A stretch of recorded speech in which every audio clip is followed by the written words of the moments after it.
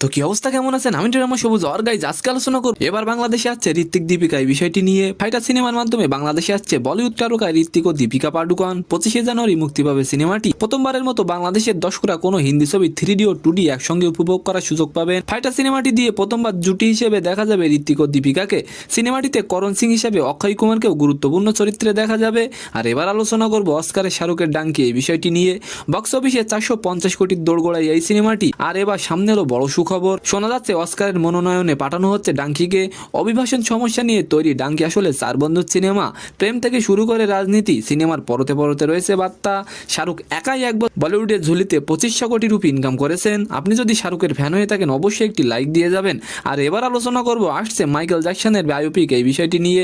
বিশ্বের পপ সম্রাট মাইকেল জ্যাকসনের জীবনী নিয়ে নির্মিত হচ্ছে বায়োপিক। সিনেমাটির নাম হবে মাইকেল। আগামী 22শে জানুয়ারি থেকে শুরু হবে সিনেমার শুটিং। বায়োপিকে পপ সম্রাটের ভূমিকা অভিনয় করবেন তারই ভাগ্নে জাফর জ্যাকসন। তো সম্মানিত দর্শক, আজকের ভিডিওটি কেমন লাগলো অবশ্যই কমেন্ট বক্সে জানাবেন।